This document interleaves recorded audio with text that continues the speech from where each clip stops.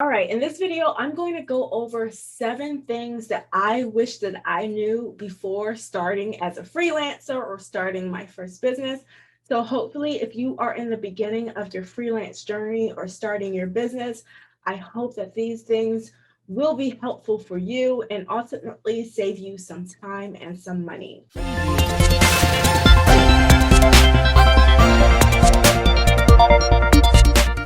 Before we hop into the video, I am a social media manager, so I help brands and businesses create content online. So if you would like, I have a content creation cheat sheet where it helps you be able to understand how you can create content for your business on social media without breaking the bank and probably using stuff that you already own. The information for that is in the description below. So hopping right in, the first thing is pretty much you don't need a website. I know that's a controversial statement. Some people might not agree, but I strongly believe that to get started making money online, you do not need a website. I feel like that was a mistake I made with my first business because I didn't know any better. And I put so much time and effort learning how to build a website because I couldn't afford to hire anyone at the time. And so I learned how to build a website, built a website, and then I had no traffic. So my second business, I actually did it a little bit differently.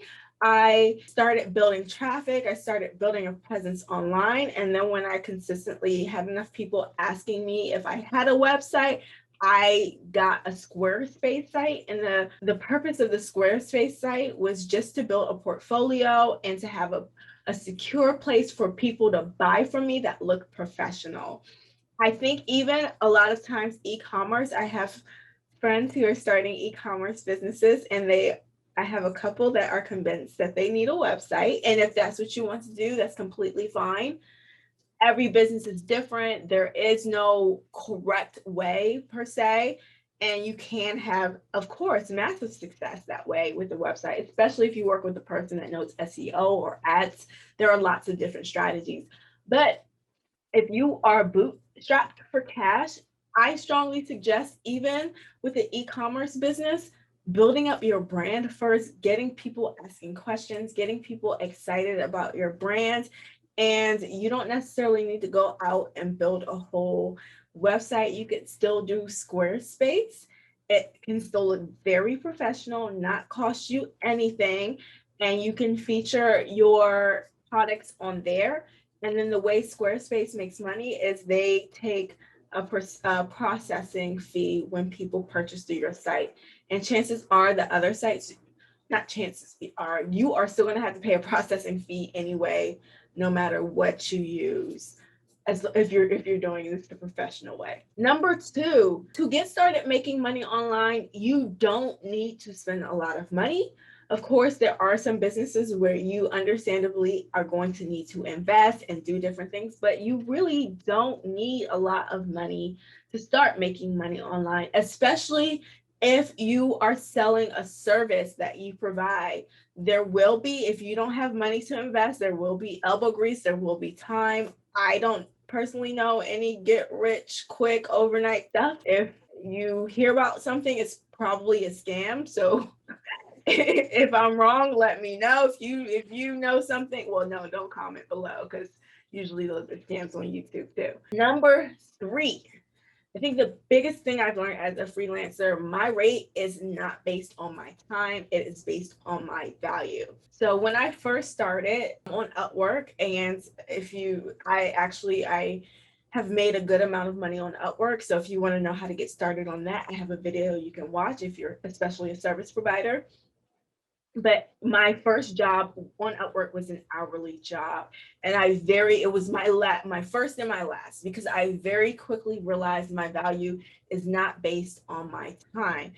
As a freelancer at this point, it's pretty unfair to me to have my hourly rate because my level of expertise is different than someone else's, which means I can get something better done quicker and faster than someone else. So you would pay me less to do a better job than someone else who sucks and takes a longer time. So that really it doesn't make sense and I can't scale my business. So I hope that makes sense.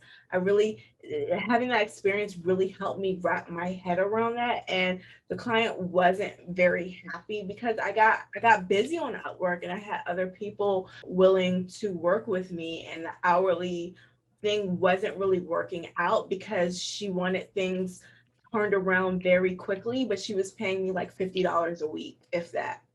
And then it wasn't even consistent every week. So it was like I really can't stop work for all of my other clients to accommodate you, and I don't know when you're going to show up.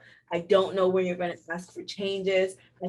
I've delivered everything and I think I'm done with you for the week, and then 3 days later on Saturday you're like, you know what, I think I changed my mind. I actually want to do this instead. What you did was great, but I've changed my whole strategy, so can you redo all of this? It's Saturday, and when do you expect this by? So it wasn't a fit for me. It wasn't a fit for us. Number 5, the importance of consistency. And that's with everything. It's with marketing, having expectations for clients. It's with giving every client a seamless experience onboarding so that every client has the same great, consistent experience. I think consistency is the hardest thing for most people, and it was definitely really hard for me a few years ago. But when I realized the value of it, especially in marketing, it's something that I'm really trying to incorporate in every single aspect of my life. Oh, sorry, my second business. For my second business, I didn't use any ad spend. I used all free methods to get clients, and it was through social media marketing. And the thing is, I talk a lot about social media on this channel, breaking it down in an easy to describe way, I hope. So if you want to learn about social media, make sure you hit that subscribe button.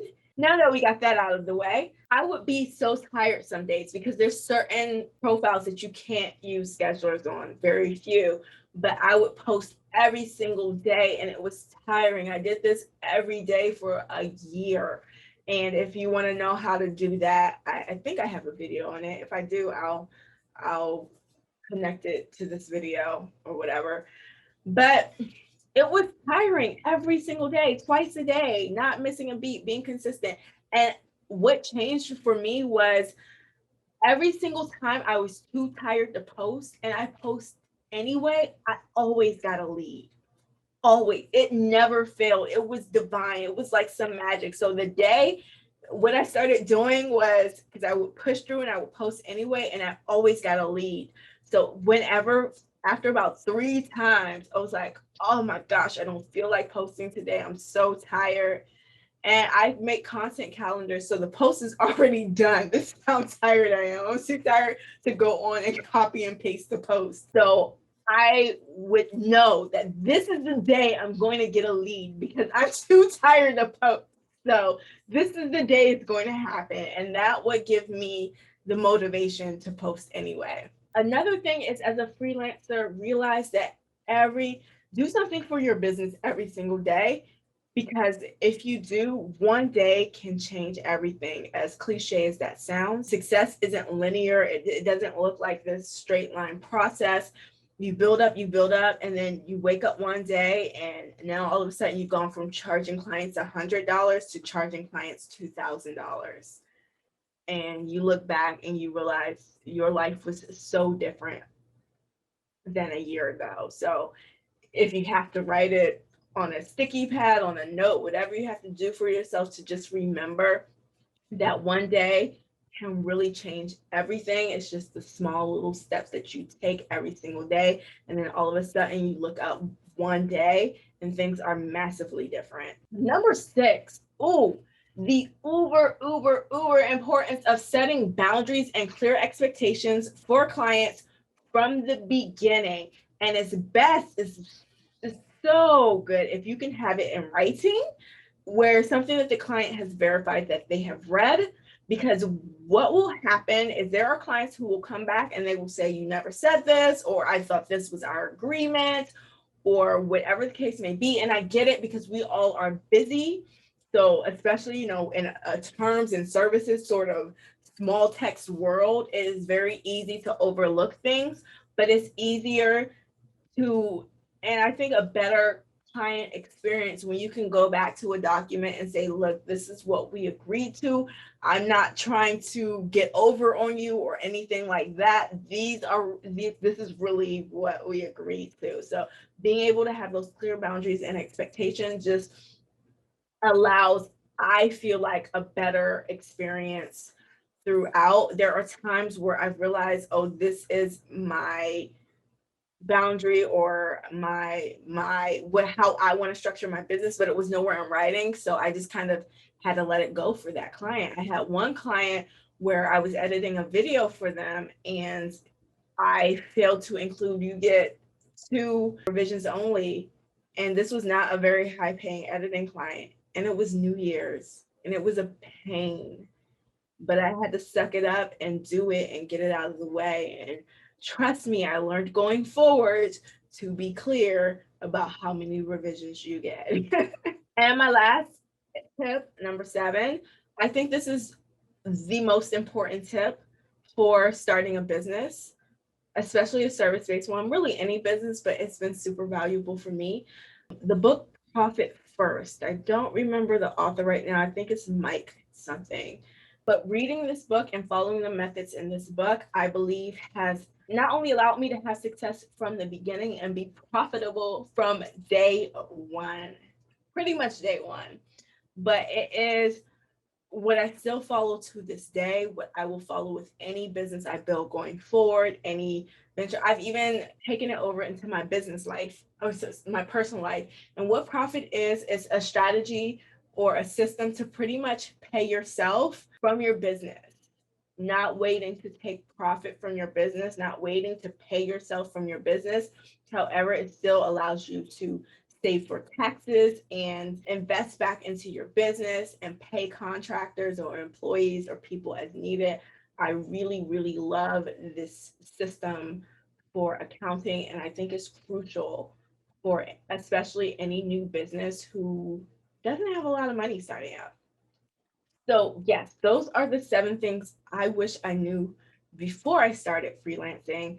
I don't, I value this knowledge. I appreciate this experiences, and I hope at least 1 or 2 of those things can be of service to you getting started and helping you kind of shorten the learning curve. I'm here every day, and so hit that subscribe button, and I'll see you tomorrow.